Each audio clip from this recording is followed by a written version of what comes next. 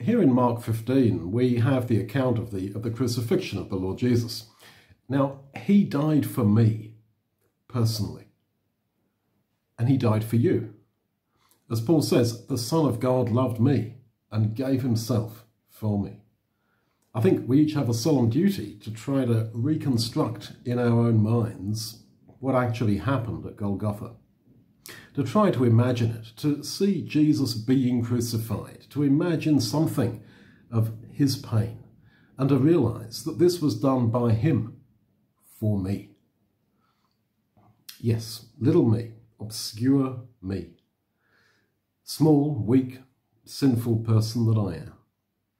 And then we'll realise again that truly man is not alone. I have someone who loves me. And he loved me more than I shall ever understand. But he did, and he does. And he really did die for me on a Friday afternoon, on a day in April, on a hill just outside Jerusalem, let's say 2,000 years ago. This actually happened.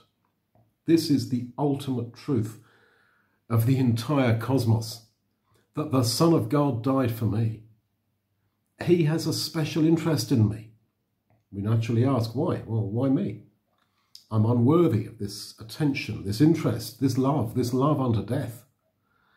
But that is the question of every man, for we're all sinners. This is actually what demands faith. Faith is to believe, to trust that really he loves me so much. And remember that the Hebrew and Greek words that are translated faith, they really mean trust.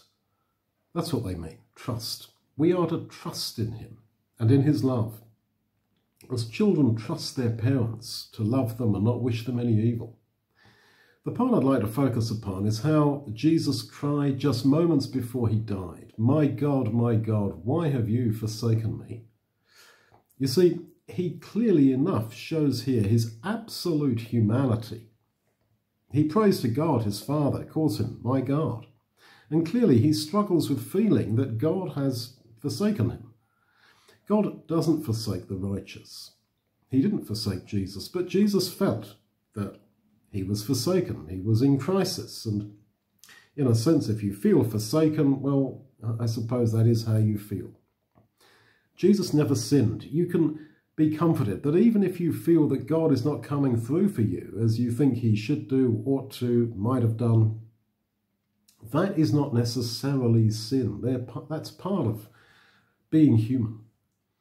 The disciples had forsaken Jesus and fled. His mother and the faithful women had been taken home from the site of the crucifixion, and Jesus would have watched them walking away through the crowds into the distance. And then he would have lost sight of them. And now Jesus feels that God, his Father, has forsaken him. Well, we all struggle with loneliness, with a feeling of abandonment. And just as we share in his sufferings, that means that he knows just how we feel. A man is not alone. He has felt this way before. He has walked this path ahead of us. And if we share in those sufferings, we will share also in his resurrection.